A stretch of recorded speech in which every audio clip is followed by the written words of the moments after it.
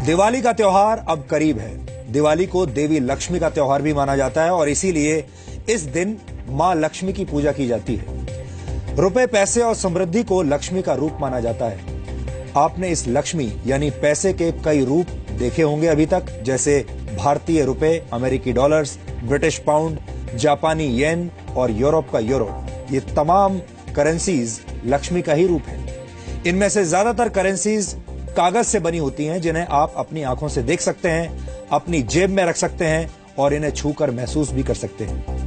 आप जिस भी देश में जाते हैं, आपको उसी देश की करेंसी इस्तेमाल करनी पड़ती है। लेकिन क्या आपने ऐसी करेंसी के बारे में सुना है जो किसी को दिखाई नहीं देती, लेकिन फिर भी वो दुनिया की सबसे मूल्यवान करेंसी बन गई है? हम बिटकॉइन की बात कर रहे हैं। ये एक प्रकार की डिजिटल करेंसी है। अगर इंटरनेट एक देश होता तो शायद बिटकॉइन इंटरनेट की राष्ट्रीय करेंसी होती।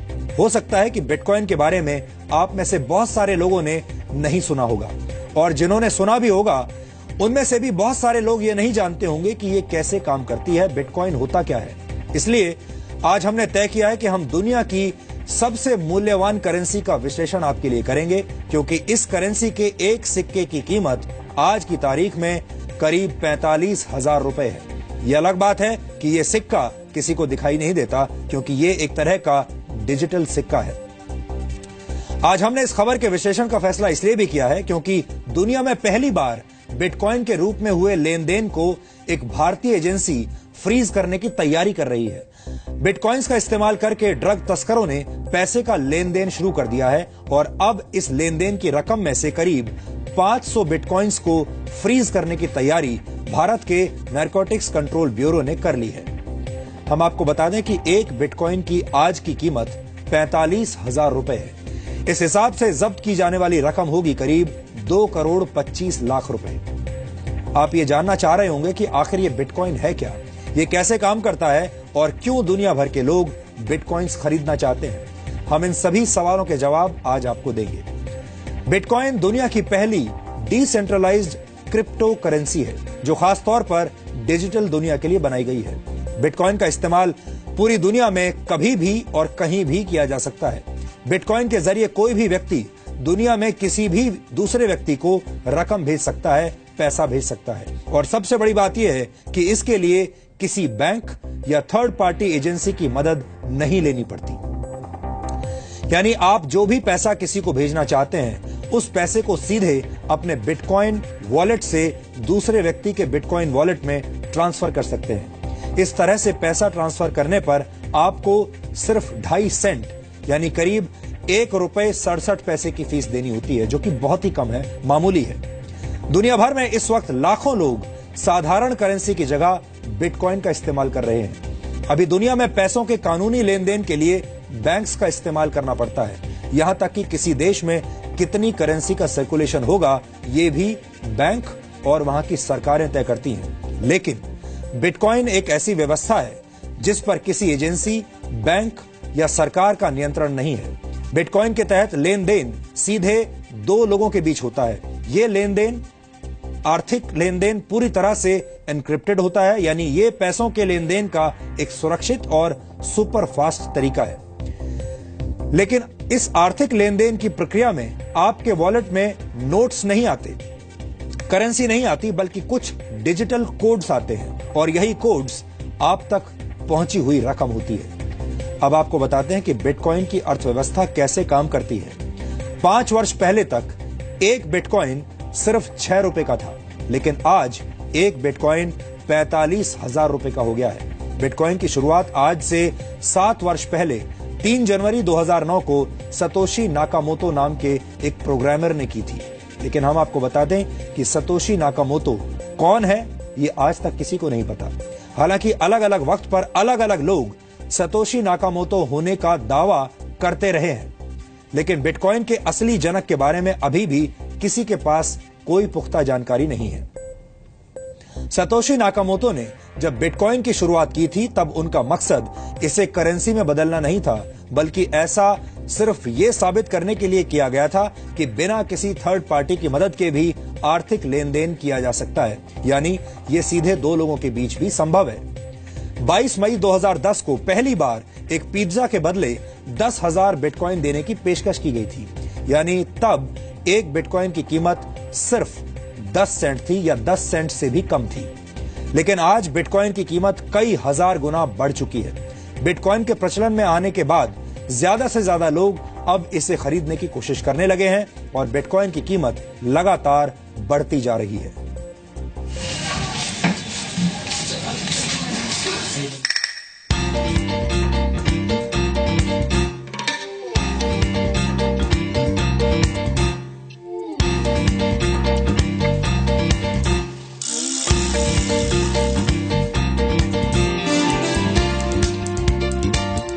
दुनिया में अलग अलग देश हैं, अलग अलग संस्कृतियां हैं, अलग अलग लोग हैं, अलग अलग भाषाएं हैं, अलग अलग खान पान और अलग अलग ताकतें। लेकिन पूरी दुनिया में एक चीज ऐसी है जो आपस में सबको जोड़ती है और वो चीज है पैसा।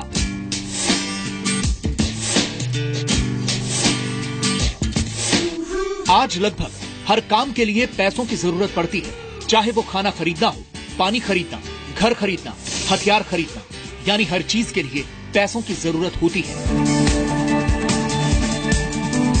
कई लोगों की जिंदगी इस पैसे को कमाने के चक्कर में खर्च हो जाती है। पैसे के लिए लोग मेहनत करते हैं, संघर्ष करते हैं, अपराध करते हैं और यहाँ तक कि लोगों का खून भी कर देते हैं। लेकिन क्या आपने कभी सोचा है कि ये पैसे, ये करेंसी और कागज का वो टुकड़ा जिसे हम नोट कहते हैं, असल में है क्या? दरअसल जो कागज का नोट आपकी जेब में है वो एक तरह का वादा है। वादा है आपको कागज के टुकड़े पर लिखी गई रकम चुकाए जाने का। जब आप ये नोट किसी दुकानदार को देते हैं तो वादे का ये कागज उसके पास पहुंच जाता है और वो दुकानदार बदले में आपको सामान दे देता है। यानी कागज के इस नोट का पूरा मूल्य सिर्फ वो वादा है जो आपसे रिजर्व बैंक ऑफ इंडिया ने किया है। लेकिन जब कागज के यही नोट आप बैंक में जमा करवाते हैं तो बैंक उसमें से एक बड़ी रकम दूसरे लोगों को उधार दे देता है, जबकि आपके अकाउंट में आप अपनी जमा की गई रकम देख पा रहे होते हैं। हालांकि असलियत में वो रकम वहां होती नहीं है। उधार लेने वाला व्यक्ति उसी पैसे से सामान खरीदता है और वो पैसा एक बार फिर बैंक में पहुंचता है। बैंक उस पैसे को फिर उधार के तौर पर दे देता है और उस पर ब्याज भी वसूलता है। इस तरह से कागज के टुकड़े पर किया गया वादा अर्थव्यवस्था का सबसे बड़ा वादा बन जाता है। सच यह है कि अगर 3% लोग भी बैंकों में जमा अपना पैसा एक साथ वापस मांग लें तो बैंकों के पास देने के लिए कैश होगा ही नहीं, क्योंकि वो कैश यानी आपके द्वारा बैंक को सौंपे गए नोट एक बड़ी अर्थव्यवस्था का हिस्सा बन गए हैं। और इस पूरी अर्थव्यवस्था पर नियंत्रण है सरकारों का और बैंकों का। यानी सरकार और बैंक के स्तर पर अगर कोई गड़बड़ हो जाए तो आपका पूरा पैसा डूब सकता है। लेकिन बिटकॉइन इसी खतरे और बैंकों और सरकार के इसी नियंत्रण को दूर करने की कोशिश है। बिटकॉइन एक डिजिटल करेंसी है और एक सॉफ्टवेयर है। बिटकॉइन इंटरनेट की दुनिया से जुड़े कंप्यूटर्स के जरिए पेमेंट का नया तरीका है। बिटकॉइन एक ऐसी डिजिटल करेंसी है जो ओपन सोर्स सॉफ्टवेयर पर आधारित है, जिसका आविष्कार सतोशी नाकामोटो ने किया था। लेकिन आज दुनिया भर के हजारों प्रोग्रामर बिटकॉइन के फीचर्स को ज्यादा मजबूत और सुरक्षित बना रहे हैं। जब हम सामान्य तौर पर साधारण करेंसी का इस्तेमाल करते हैं तो इसकी देखरेख का जिम्मा बैंकों का होता है। यानी पैसा कहां से चलकर इनके पास पहुंचा, इसका पूरा रिकॉर्ड बैंक अपने पास रखते हैं और इसके बदले में बैंक फीस के रूप में अच्छी खासी रकम आपसे वसूलते हैं। और बिटकॉइन पैसों के लेन देन के बीच से बैंक और मिडिलमैन को हटाकर इसे ज्यादा तेज और सुरक्षित बना देता है। अब सवाल यह है कि एक डिजिटल करेंसी के साथ तो काफी छेड़छाड़ की जा सकती है, या फिर फिल्मों की तरह इसकी पायरेसी भी हो सकती है। तो इसका जवाब है कि ऐसा संभव नहीं है, क्योंकि सतोशी नाकामोटो के आविष्कार की खासियत यह है कि बिटकॉइन आम लोगों के बीच बंटे ब्लॉकचेन में भेजा जाता है। जैसे बैंक आपके पैसे का हिसाब प्लस और माइनस में रखते हैं, वैसे ही ब्लॉकचेन में हर एक बिटकॉइन का हिसाब रखा जाता है। यानी दुनिया में कहीं भी और कभी भी हुए किसी भी बिटकॉइन ट्रांजैक्शन का हिसाब हमेशा ब्लॉकचेन में मौजूद रहता है। और इस ब्लॉकचेन को सुरक्षित रखने वाले लोगों को भी लेन देन पर नजर रखने के लिए, ब्लॉकचेन को सुरक्षित रखने के लिए इनाम के तौर पर बिटकॉइन दिए जाते हैं, क्योंकि हर ट्रांजैक्शन को वेरीफाई किया जाता है और नेटवर्क इसका रिकॉर्ड रखता है। इसलिए इसमें धांधली नहीं की जा सकती। असीमित पैसा घोटालों को जन्म देता है, स्कैम्स को जन्म देता है और आर्थिक मंदी की वजह भी बनता है। किसी को नहीं पता कि इस वक्त दुनिया में कितने डॉलर्स हैं, लेकिन अगले 125 वर्षों के दौरान बनने वाले बिटकॉइंस की संख्या अभी से निर्धारित है। बैंक कई ऐसे लोगों को पैसे भी उधार देते हैं जिनका इरादा ये पैसे वापस करने का नहीं होता। ये लोग या तो खुद को दिवालिया घोषित कर देते हैं या देश छोड़कर चले जाते हैं और इसका खामियाजा आम आदमी को ही भुगतना पड़ता है। लेकिन डिजिटल करेंसी पर किसी सरकार या बैंक का नियंत्रण नहीं होता। ये एक ऐसी कंप्यूटर कोडिंग है जिसके साथ घोटाला भी नहीं किया जा सकता। ये नया ट्रेंड है और देखिए आने वाले समय में डिजिटल वर्चुअल करेंसीज का होने वाला है। बिटकॉइंस क्योंकि सर्वप्रमुख डिजिटल करेंसी है, लिहाजा उसकी लोकप्रियता और उसका प्रचलन और बढ़ चुका है। बिटकॉइन का सबसे ज्यादा इस्तेमाल रेमिटेंसेस के क्षेत्र में बढ़ रहा है। रेमिटेंसेस उस रकम को कहते हैं जो विदेश में काम करने वाले लोग अपने मूल देश में भेजते हैं। आपको बता दें कि रेमिटेंसेस हासिल करने के मामले में भारत दुनिया का नंबर 1 देश है। देश से बाहर रहने वाले भारतीयों ने 2015 में 4,62,000 करोड़ रुपए की रकम भारत भेजी थी। आमतौर पर यह रकम बैंक के जरिए या मनी ट्रांसफर एजेंसियों के जरिए भेजी जाती है और बैंक्स और एजेंसीज रकम ट्रांसफर करने के लिए 5% से 30% की फीस वसूलते हैं। पूरी दुनिया में मनी ट्रांसफर पर औसतन 10% का चार्ज लगता है, यानी जो रकम हर साल भारत से बाहर रहने वाले भारतीय अपने घरों में भेजते हैं, उसमें से औसतन 46,000 करोड़ रुपए इस फीस के रूप में चुकाए जाते हैं। यह बहुत ही सेंसिटिव चीज है और बहुत ही सेंसिटिव चीजों पे इस्तेमाल होता है, तो इसलिए इसकी जो मैकेनिज्म है और जो लोग इसको हैंडल करते हैं वो हाईली सोफिस्टिकेटेड संस्थाएं होते हैं। ये सामान्य करेंसी के पैरेलल काम करने वाली करेंसी है जिसका इस्तेमाल दुनिया में हर दिन बढ़ रहा है। दुनिया की हजारों कंपनियां अब पेमेंट के लिए बिटकॉइन को स्वीकार कर रही हैं। आप फोन खरीदने से लेकर होटल बुक कराने, कार खरीदने, इलेक्ट्रॉनिक आइटम्स की खरीदारी और यहाँ तक कि कॉफी खरीदने के लिए भी बिटकॉइन का इस्तेमाल कर सकते हैं। लेकिन ऐसा नहीं है कि बिटकॉइन के साथ खतरे नहीं हैं। सरकार का नियंत्रण न होने की वजह से इस करेंसी की वैल्यू ऊपर नीचे होती रहती है। लोग गलत कामों के लिए प्रतिबंधित वस्तुएं खरीदने के लिए भी बिटकॉइन का इस्तेमाल कर रहे हैं और दुनिया भर की कई सरकारें और बैंकर्स इसे कानूनी मान्यता देने के लिए भी तैयार नहीं है। लेकिन बिटकॉइन का सारा हिसाब किताब इंटरनेट पर मौजूद रहता है, यानी बिटकॉइन काले धन की समस्या को भी समाप्त कर सकता है और पैसों के लेन देन में नई तरीके की पारदर्शिता ला सकता है। ब्यूरो रिपोर्ट, जी मीडिया। अब आप सोच रहे होंगे कि जिस बिटकॉइन के निर्माता के बारे में किसी को कुछ पता नहीं, जिस बिटकॉइन को चलाने वाले लोगों के बारे में किसी को कुछ पता नहीं, वो डिजिटल करेंसी आखिर काम कैसे करती होगी और बिटकॉइंस निकलते कहां से हैं? तो आपको बता दें कि बिटकॉइंस का आदान प्रदान पेयर टू पेयर तकनीक से होता है, यानी ये रकम एक कंप्यूटर से सीधे दूसरे कंप्यूटर में पहुंच जाती है। लेकिन इस लेन देन को सुरक्षित बनाते हैं वो हजारों लोग जो अपने ताकतवर कंप्यूटर्स की मदद से इन ट्रांजैक्शंस पर नजर रखते हैं और इनकी जांच करते हैं। और जो भी व्यक्ति ऐसा सफलतापूर्वक कर लेता है उसे इनाम के तौर पर कुछ बिटकॉइंस दिए जाते हैं। इसे बिटकॉइन की माइनिंग कहा जाता है। दरअसल कोड लैंग्वेज में होने वाले इस आदान प्रदान को वेरीफाई करने वाले हजारों लोग इस प्रक्रिया में बैंक के एक क्लर्क की तरह काम करते हैं और इन्हें माइनर्स कहा जाता है।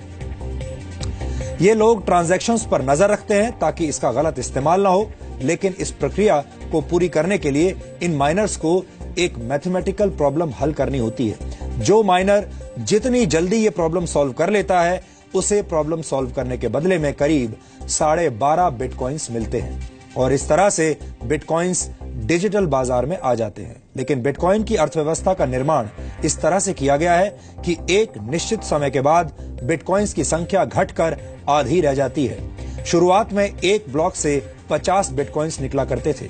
प्रति ब्लॉक बिटकॉइंस की संख्या हर 4 वर्ष में घटकर आधी रह जाती है। इसलिए आज से 125 वर्षों के बाद यानी सन 2140 तक नए बिटकॉइंस का निर्माण बिल्कुल बंद हो जाएगा। गणना के हिसाब से तब तक दुनिया में कुल 2 करोड़ 10 लाख बिटकॉइंस आ चुके होंगे। बिटकॉइन भविष्य की करेंसी है और भविष्य में खत्म भी हो जाएगी। इसलिए लोगों में ज्यादा से ज्यादा बिटकॉइन खरीदने की होड़ मची हुई है। अगर आपको अब भी ये बात समझ में ना आई हो तो आपको एक उदाहरण की मदद से समझाते हैं। मान लीजिए कि इस महीने भारी मात्रा में सोने यानी गोल्ड की खुदाई की गई हो और उसे सामान्य कीमत पर लोगों में बांट दिया गया। लेकिन अगले महीने सोने की खुदाई आधी रह गई जबकि खरीदने वाले लोगों की संख्या पहले जैसी ही है। तो ऐसे में सोने की कीमत बढ़ जाएगी और अगर हर महीने ऐसा होता रहे तो सोचिए सोने की कीमत कितनी हो जाएगी। बिटकॉइन की अर्थव्यवस्था भी ऐसे ही काम करती है।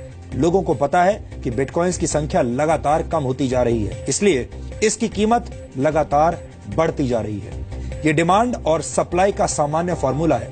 सप्लाई जितनी कम होगी डिमांड उतनी ही ज्यादा बढ़ेगी।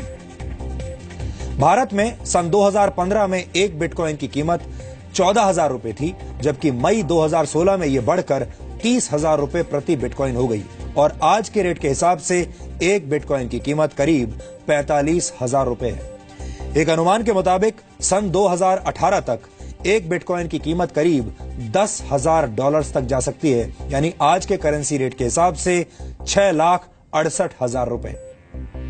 दुनिया की बड़ी बड़ी कंपनियां बिटकॉइन की व्यवस्था में निवेश कर रही हैं, क्योंकि ज्यादातर लोग मानते हैं कि बिटकॉइन भविष्य की अर्थव्यवस्था है और आगे चलकर आज के नोटों की अहमियत कम हो जाएगी। इस वक्त दुनिया में करीब 800 करोड़ मोबाइल फोन्स हैं, जबकि दुनिया की आबादी 700 करोड़ है।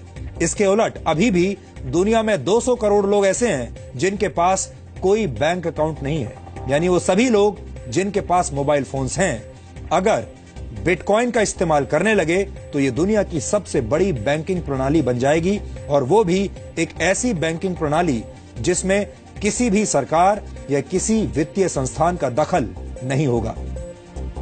वित्तीय लेन देन का सुरक्षित, तेज और आधुनिक तरीका होने के बावजूद बिटकॉइन के अपने कई खतरे हैं और वो भी आज हम आपको बताएंगे। इसलिए बहुत सारे देश अभी तक ये तय नहीं कर पाए हैं कि बिटकॉइन को कानूनी मान्यता दी जाए या नहीं।